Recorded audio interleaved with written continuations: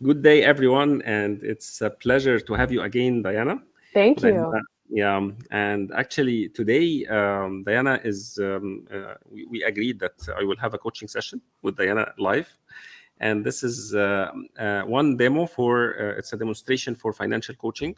I really need many coaching sessions, and and I'm the client today, so I will leave the floor for you, Diana, today, just to start actually handling, what how you want to manage this session. So please, Great. I'm Okay. still a client today, so Yeah, so I'm excited. So I this is your time. This is your time and it's your space. So whatever you feel comfortable sharing, knowing that you're kind enough to share this with your network. If I ask you a question that you don't want to answer, it's your space and your place. In per coaching with the International Coaching Federation, we leave it up to the client to decide where we go, and then we'll partner together. So looking forward to this time. And I know that we'll have a brief interlude for the call to prayer a little bit later. But what would you like to focus on? well, today actually I want to focus on sustaining my revenues. I believe that this is the core of my challenges, or the root of my challenges. Actually, I get whenever I start something, I get it to a plateau, and then when it's repetitive, redundant, and everybody starts asking for it, and other people start to come in the same road, I just hop up to another new Mm. thing, intrigued by the novelty and the newness, and the opportunities found in the new thing. Okay. So I hear that you're wanting to sustain your revenue, but you're enticed by the newness. Yes. Yes. Okay. Okay. And what do you want to take away from this time together? I believe that if I know how to to put to address in myself this the spirit of sustaining the revenues, and and what is it in me that pulls me off things after they succeed. Mm. Maybe addressing this thing, or maybe or maybe looking at the resource that will keep me in the mode of sustaining revenues, and actually mixing the new with the old, Okay. So because I just oh, sorry, stop go the ahead. old. I just stop the old. Even though it's a peak time or the plateau time that it can actually create many revenue streams, I just stop it. I just leave it and just move to the new thing. Okay. So I hear great awareness of your behavior, and also looking in to know, hey, this is something I want to address in myself. I do. It sounds like there's a belief that in order to sustain your revenue, you have to stay committed to it. I guess part of it is commitment, and part of it I see that everybody can do it now, so it's not my game anymore. Okay. So there's Well, that newness, that excitement that maybe is missing from a sustainability for you.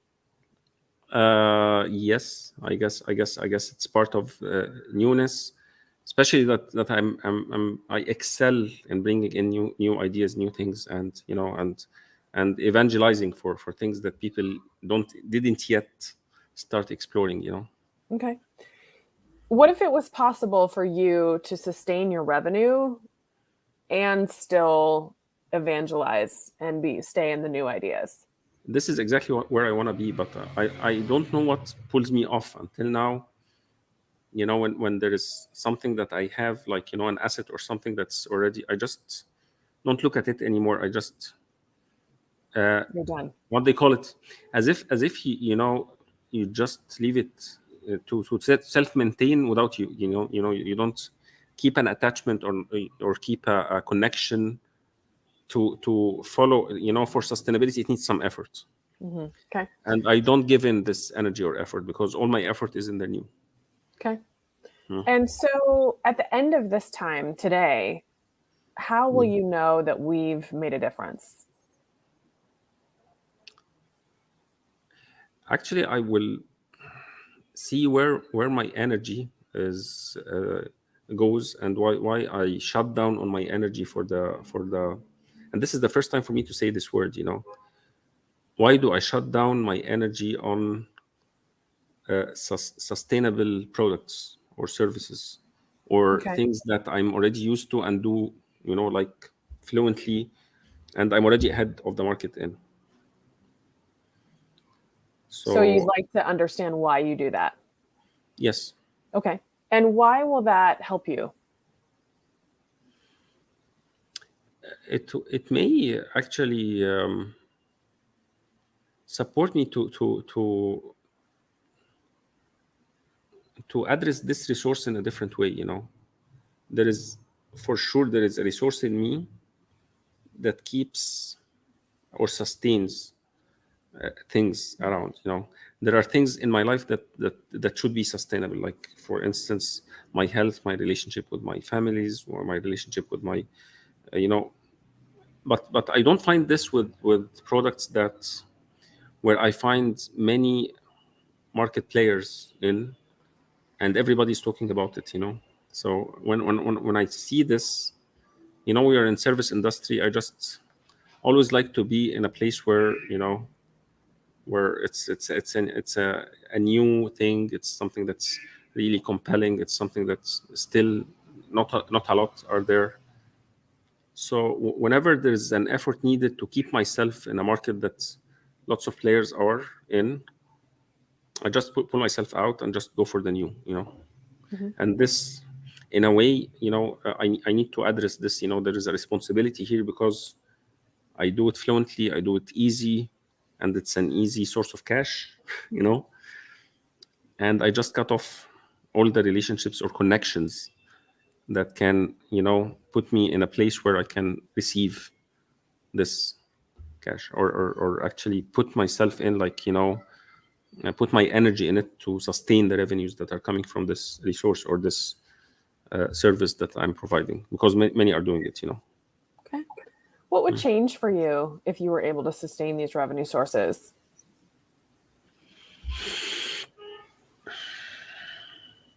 I would tell I will have a schedule that's filled with clients,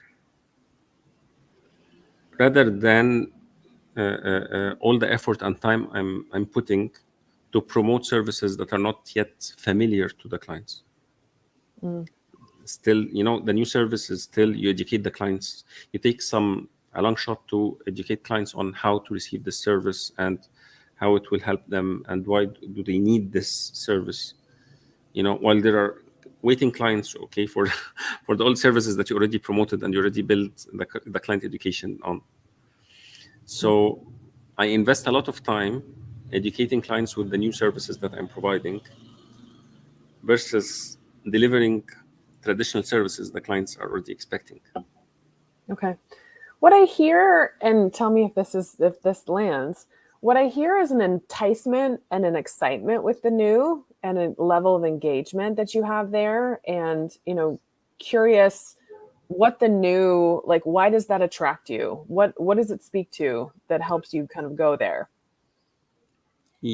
Well, I actually like promoting new ideas and the challenge of bringing in the new and having some signature projects that's only me that I delivered, or something that I am already ahead of the market in this. I like this. I like to be ahead of the market. Mm-hmm. Okay. Mhm. So what I'm hearing is that you like to be ahead of the market. There's an excitement and engagement when it's new, but almost that you feel like you should be sustaining this. You should be from a revenue that you're not kind of fully cultivating the relationships and the things that you've built because you're going on to the new. Exactly, and I want to keep both. I want actually to see myself delivering the traditional services and things that I have many colleagues who are already doing and they're already excelling in it, and accepting that I may be yes, I was ahead of my time when I delivered these services at some point of time. Now there are many other players. I may be in above the average a little bit, after you have many colleagues working, and that's you're not. I may not be the best anymore, but I'm already delivering and I'm already cashing. I'm already Mhm. receiving. I'm putting energy. I'm receiving clients, I'm receiving, my bills in the end of the month. Mm-hmm. So this, in a way, this mix, of connection with, the traditional services. I'm always intrigued with the new, with the special, with tailoring special services, special solutions, things like that. So why not? Sometimes it's very straightforward, easy, traditional service that just needs to be addressed like that. I just, like to make things more complex and more, exciting. Mm-hmm. Okay. So I think it's good awareness that the excitement enriches and kind of attracts you, but you also see that there's some disadvantages from kind of not having the sustainability. So a lot of what we do when looking at finances, but also just even in coaching, is you're looking at the current state versus the desired state. So when you look at your current work, what percentage of it is this kind of new, shiny, and what percent is the more what you refer to as traditional services? When you think about your revenue, not just what's taking up your time, but when you actually think about your revenue. Well, my time is, actually, I had my ups and downs. Mm-hmm. So, for instance, for years, the traditional services actually used to create most of my bills, but I couldn't put more energy to keep them or promote them more or put them as my portfolio, because at some point of time I feel suffocated by that. The revenue coming in is not anymore my ambition. The new services means new pricing, means you can actually take a step ahead of the market on the daily rate or the hourly rate that you're receiving.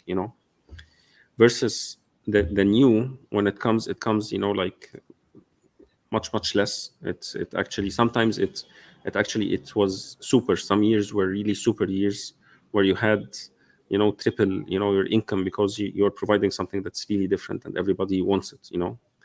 But over time, when it becomes the market norm, everybody's asking the prices to go down, and because many players are coming in, so you're just jumping into another niche service or another, something, so that you keep your market price above or ahead of the competition. Okay. So it So sounds in a like, way, if I'm talking about percentages, some years went here, some years went there, but what I'm seeing, that by time, less sustainable traditional services are offered. yeah, so I'm not that, oh, sorry. I'm not investing enough time in keeping the traditional services and its channels open. Yeah, I hear you saying that. I hear that is your solution, and I also hear that in kind of in your heart or your instinct, or that doesn't feel like a solution to you.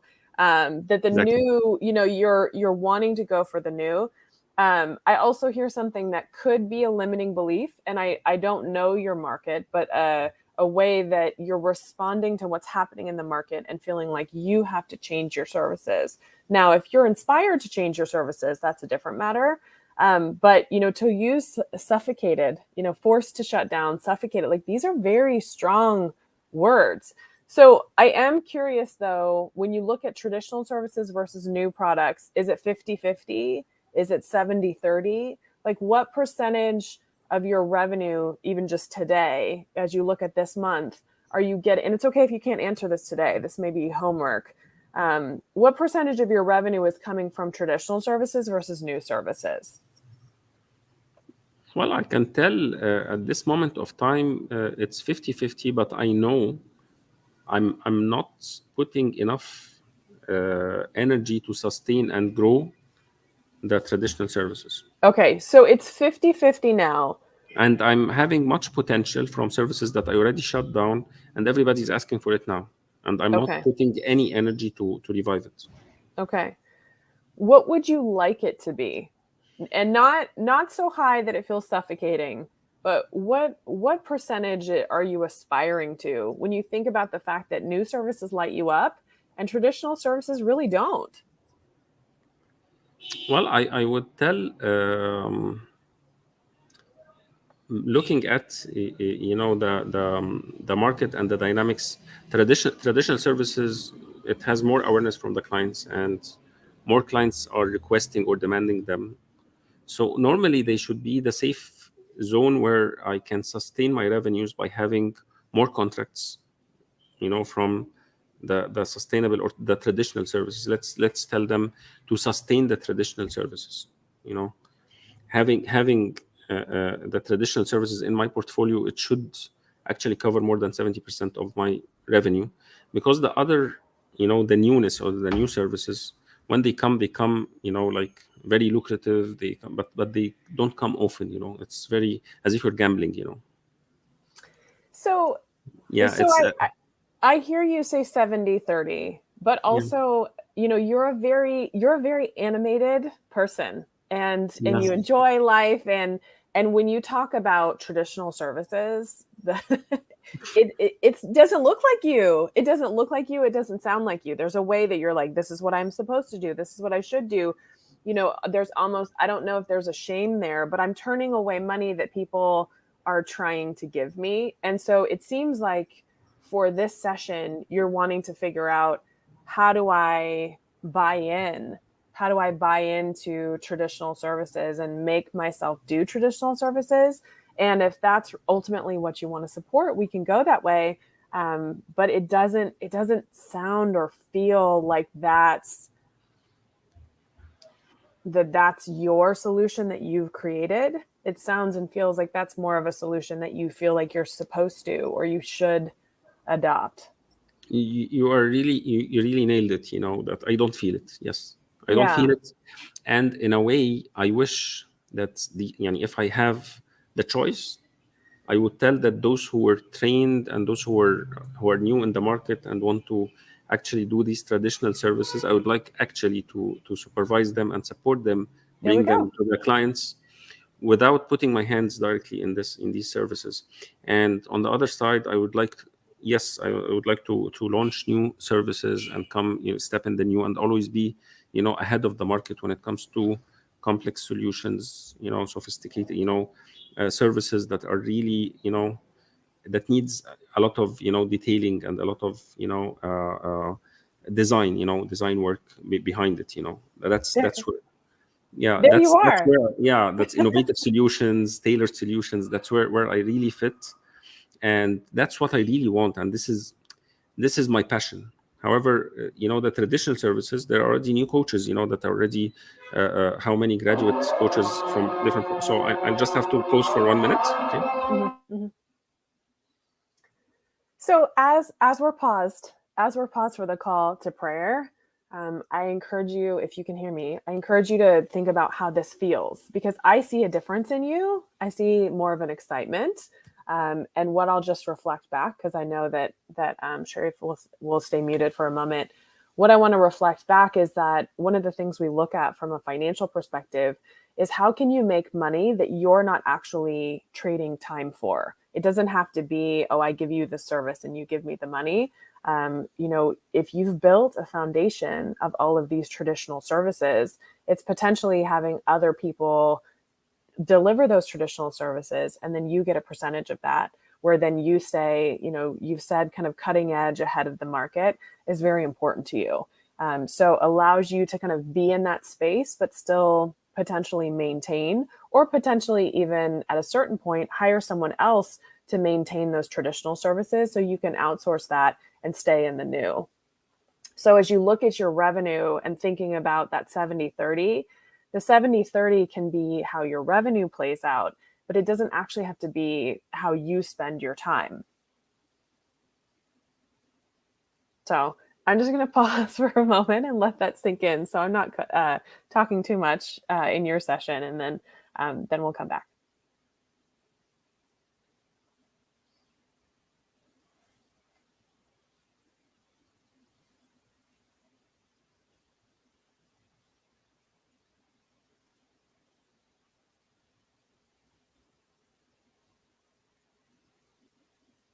And so I guess while we're still paused, for those watching, whether it's live or coming back to this, I encourage you to reflect on your own passion as we've talked about today, we don't dedicate the same amount to things that we feel like we should do, or we're supposed to. It doesn't mean that those things aren't important and we don't invest time there. But what you have to think about, especially if you're providing a service or you're paid for something that directly correlates to your passion, is what's you at your best versus what do you need to outsource. And while outsourcing takes money, and many people starting businesses are very focused on money, and you have to stay focused on your revenue and your revenue streams.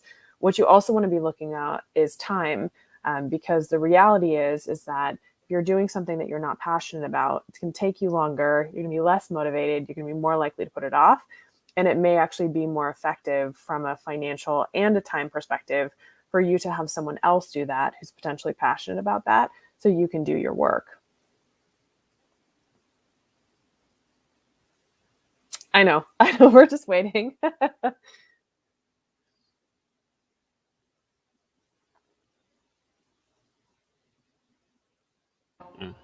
Yeah, I'm back. The call Welcome for back. Yeah, thank you. Well, actually, I don't want to disappoint you, but because it was really very loud, I That's fine. barely heard you talking. I So can I'm very recap. sorry. That's fine. So I Yeah. saw you light up. You just Yeah. even your smile and the way you're engaged, because as you talk about your passion and potentially having, outsourcing or taking a revenue share from people doing traditional services as opposed to you having to do traditional services. So I'm curious how that feels to you. Well, it feels good, but it needs a different business model here. I need actually to develop a business model where I can actually promote myself as maybe a chief consultant, maybe put these traditional services, in a way where I can train, graduates from different, Mm-hmm. coaching or assessment programs, or maybe junior If only consultants. you led a coaching school. Yeah, maybe. Yeah, or select some, some of my the school graduates or something, to maybe make a team or a force that actually can respond to the client needs, and maybe do a business model where these services still remain, intact and available in the market. So this sounds for me good, but it needs a different look at the business model, how I'm promoting the service.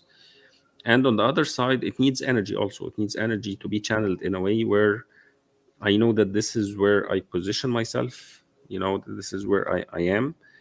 And this time, to sustain this, I need time to mentor, time to connect with the clients, time to promote and sell the services, time to actually accept client requests that are in these traditional services. And sometimes, if I have my schedules free, to deliver and enjoy the delivery also at the same time.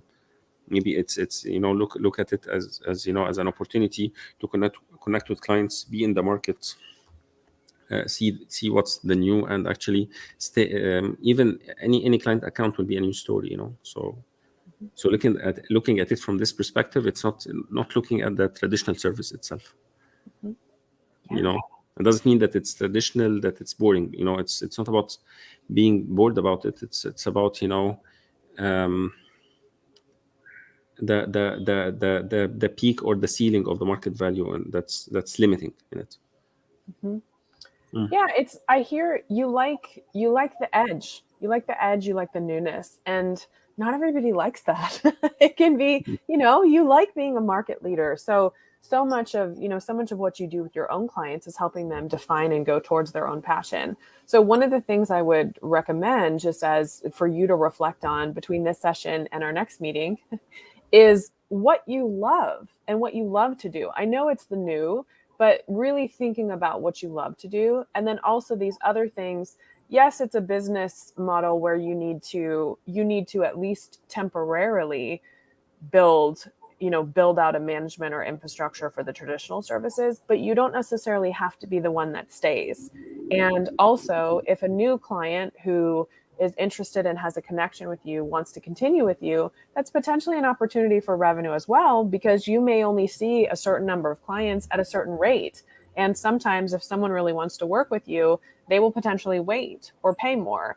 And then honestly, what the market's demanding doesn't really matter, because you've generated your own demand and your own kind of stream. So what I encourage you to move towards is what your business model can look like, so that you stay in your passion and this love of the new.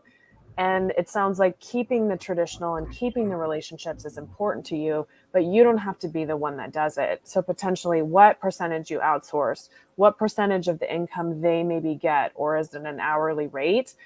Because you have other people. Many coaches are not comfortable in the place that you love and are Yeah. comfortable. They just want to coach, right? They Yes. just want, hand me my clients, and they just want to coach, and that's understandable. So it's, in America, we actually have a number of companies that do that. They go and net the sales, and someone else provides all of the coaching. And it's positive in so many ways, because it's really democratized coaching, because the coaches don't have to be the ones kind of navigating the sales and the legal aspects of it. So there's a place for you to cultivate your revenue here without having to kind of shut down and feel like it doesn't fit you, it doesn't suit you. And I would argue that that's actually more sustainable, figuring out how it custom fits you, as opposed to feeling like you have to change. Well, I love how you put it. Yeah, I love how you articulate it. And actually, I'm yani, looking at it from a perspective where I can, facilitate or be, offer the services, and open the door for other coaches to actually to coach, and maybe do the selling, or actually start working on a business model where I can actually sustain the revenues through maybe promoting my services and others, altogether. That may actually even lessen the effort on me. Putting some energy in this business model may actually, in a way, let me do less and gain more. This is something, I guess, it looks for me, you know, doable. And especially the traditional services that I have many assets that can actually support the new coaches who don't have them. Absolutely. Okay. Mm. Do we have a couple minutes to wrap, or do we need to stop here? Well, I guess I'm open for in time, but Okay. it's yeah. So Okay, let's take two more minutes. So I'm curious, we're picking up again in 2 weeks. So what would you like to commit to before we speak again in 2 weeks? I will navigate this business model with my team. Actually, this is something, I guess, that needs to be done, and see what kind of traditional services that we gave up before, and how we can, you know, maybe integrate it or put it with our current business model that's really relying a lot what on new services, more than, that are still we are still educating our clients on how to receive these services, and it's not an easy job to do. So in a way, why not revive the traditional services, see a way to make them channeled, and Okay. start actually working on both, and putting my energy to maybe support new coaches to enter the market based on that. Great. Okay. What support do you need? Support, I guess, it's opening doors for new clients, mentoring, giving some materials, or benchmarks. So these are kind of support I'm offering. Like, just a moment. This, Okay. We this is can the we shorter can one. This is the shorter one. Just Okay. it's done. Yeah. Okay. So it's just opening the door for the coaches to use materials, use the benchmarks, use the customer context, even the customer databases. Just to start reviving the traditional old services. From assessments, from trainings, from facilitated sessions, Okay. and start Okay. looking at that. And I feel, being the mentor here, or maybe the chief consultant, or maybe the solution tailor, or something that's more of me rather than the delivery guy. Yeah. Yeah. Yeah. Okay. So what are you taking away from our time together? I feel, what I'm seeing, that I can sustain doing what I'm doing. I can sustain or actually revive the traditional services again. It can come back again with a different look, by uplifting them with different, players. And this is something that needs me to develop a new business model, which is something good that I can And do. hey, It's a new new, business yeah, model. We know how you like the new. yeah. So it's and on the other side, I'm still keep doing what I'm doing, because actually when it hits hard. It really gets big invoices and big projects that really, each time I move to the new. When it comes like, like huge bulks. The what they call it, this the cream of, of that, when you have the start or cake, and you take this cream from above, that's full of, the flavors, and, yeah, this is where I like my juices to be. Yeah. Yeah. So Yeah. I think, and then another thing to consider as you look at it is, you know, making sure you have activities and expectations to stay in that which revives you and shows your passion, because you do have a team and you do have people who can support the traditional services. But what lights you up really helps with, it sounds like you get a lot of your passion from that, but also a lot of your revenue from that. Yeah, Okay. exactly. So that, I think there's so much here. We could keep going, of course, but Yeah. as long as you're up for it, we'll pick up with this in 2 weeks.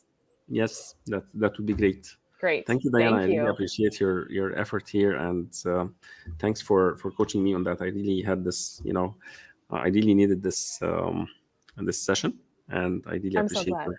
Thank you, Yes. Thank you. thank you.